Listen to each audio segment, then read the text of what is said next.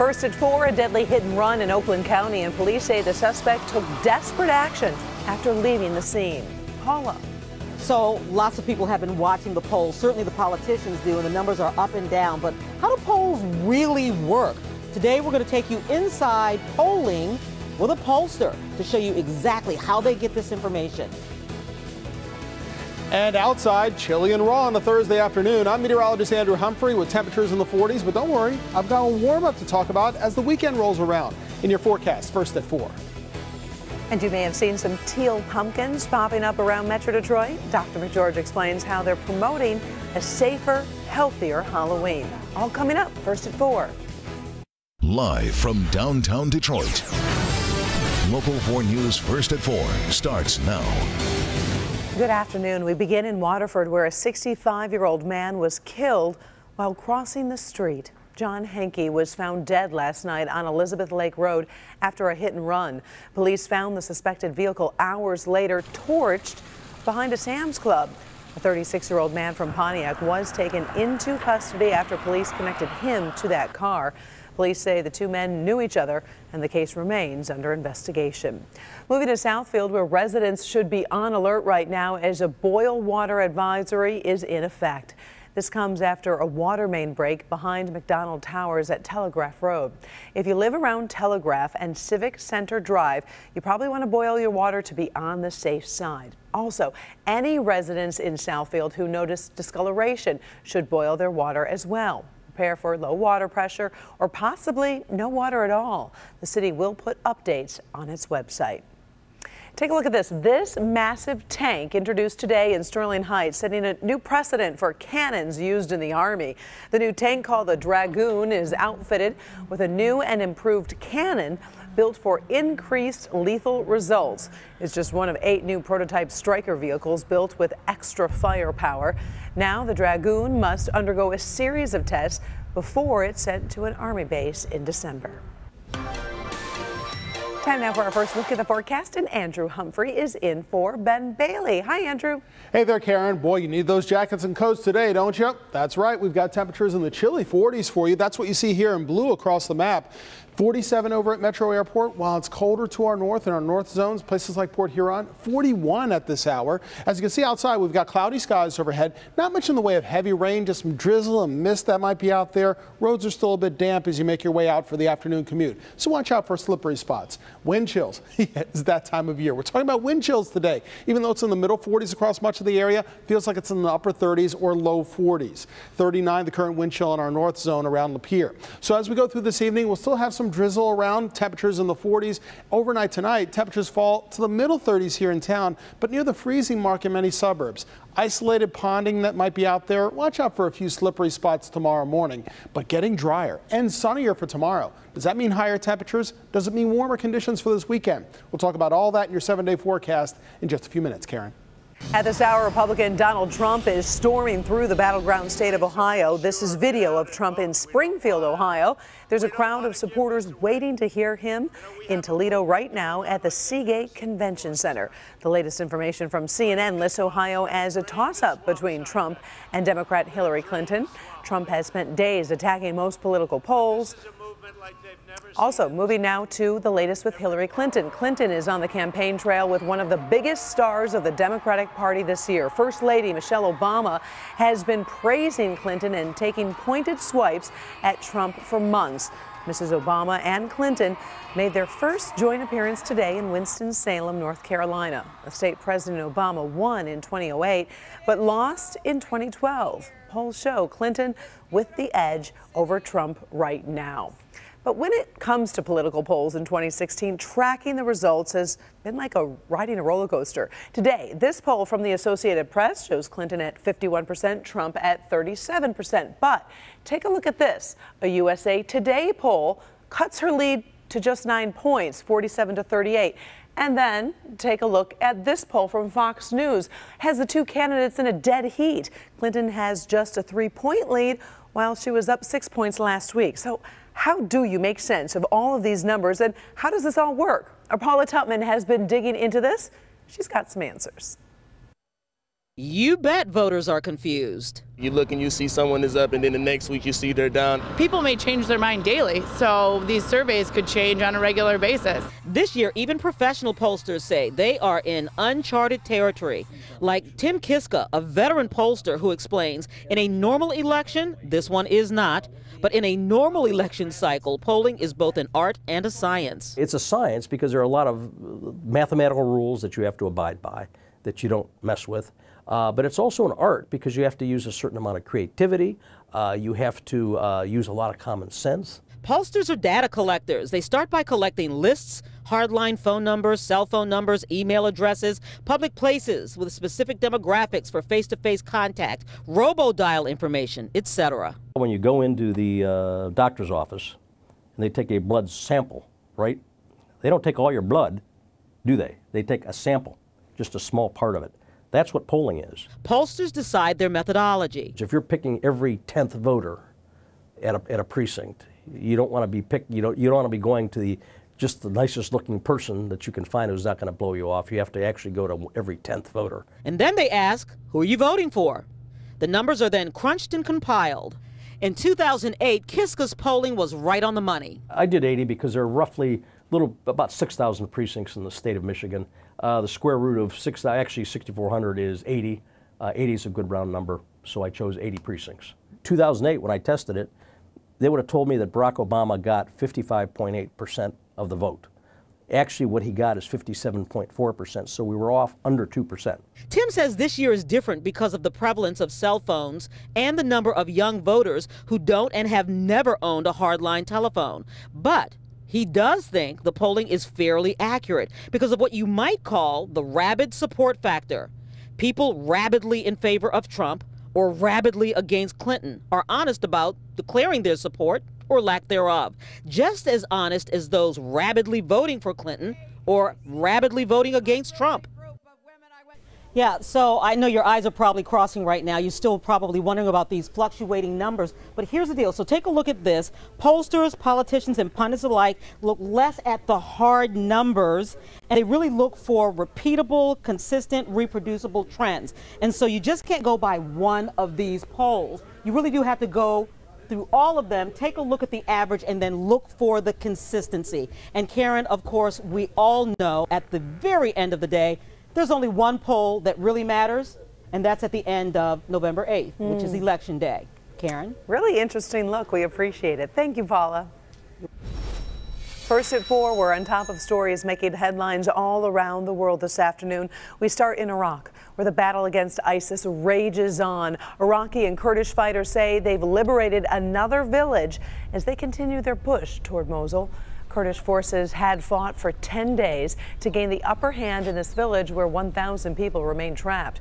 The fight for Mosul is expected to be the biggest battle in Iraq in more than a decade. And now take a look at this video from Italy.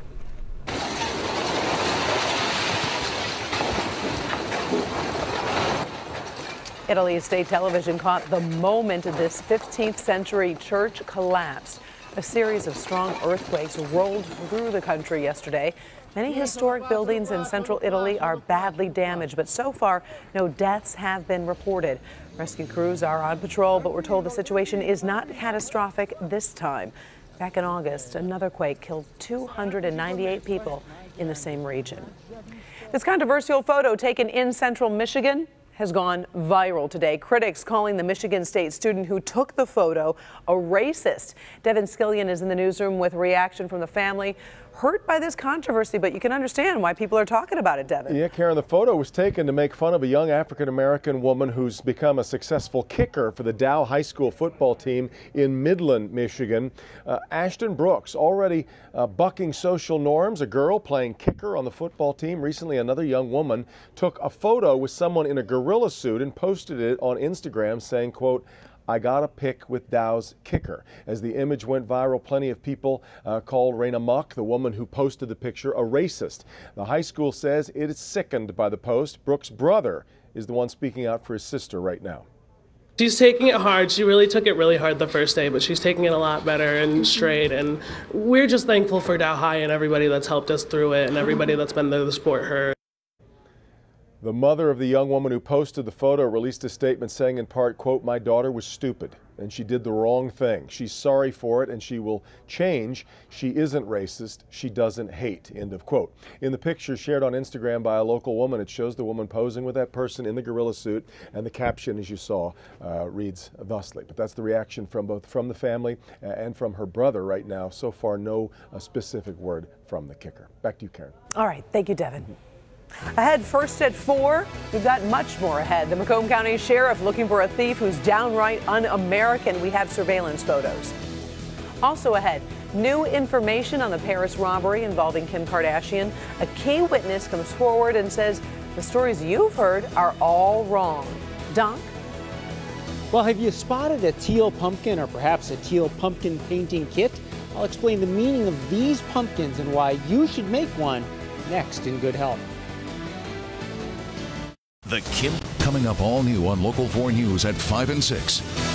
You'd think being at home during a break-in would be worst case scenario, but where one man, a father, was when his side door was kicked in, well, you don't get much lower than this. And now he needs help.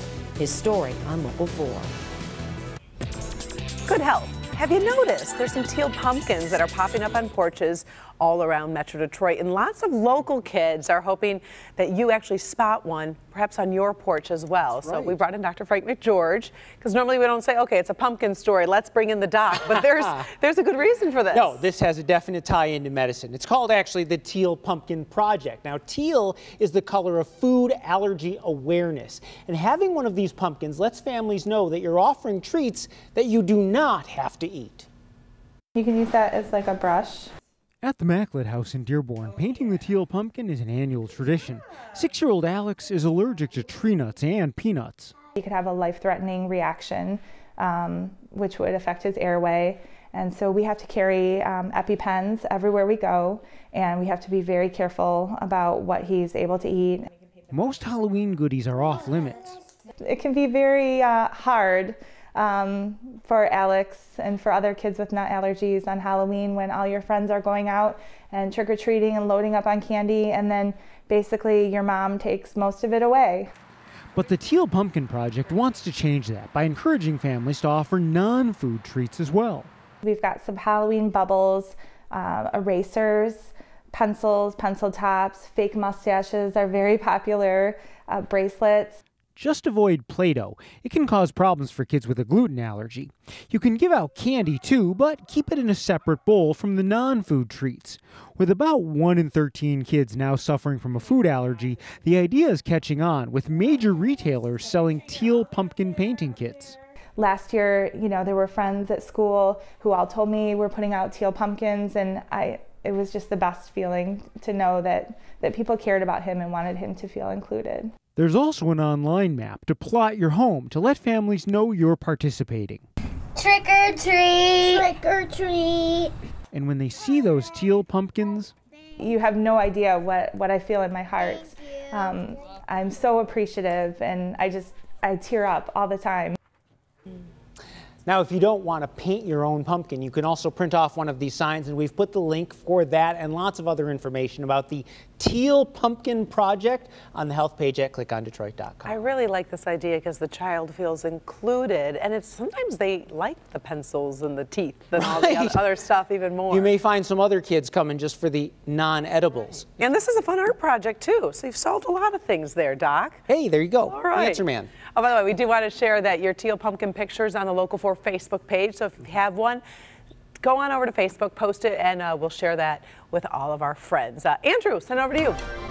Thank you very much, Karen, and thank you very much, Dr. Frank McGeorge. Absolutely wonderful. Teal meals for Halloween. How about that? We've got 47 degrees out there. Yeah, some folks still getting the boats out. Also, we have a lot of hard workers on the river, of course, with freighters and also doing patrols. As you look live, you look at gray skies. At least it's not as wet as it was over the past 24 hours. We're seeing some drizzle out there, about 47 chilly degrees. Grab those jackets before heading out. 43, colder in our northern zones, including north of Hall Road. Areas like Oxford around 43, 41 41 in Sandusky. Southern zone, also areas south of Michigan Avenue. You're talking about middle 40s there, anywhere from 47 degrees from Dundee over to Monroe. And you really see that spin in the atmosphere and the resulting low pressure to our east with winds around it that are counterclockwise. Winds are streaming in out of the northwest, just pulling that colder air in here. But the last bits of rain, at least steady rain, have moved off since earlier this morning. You get a little drizzle or a little light rain trying to form here in the Saginaw Valley and travel over the rest of southeast Michigan. So we'll still see a few wet spots before the evening rush hour is over,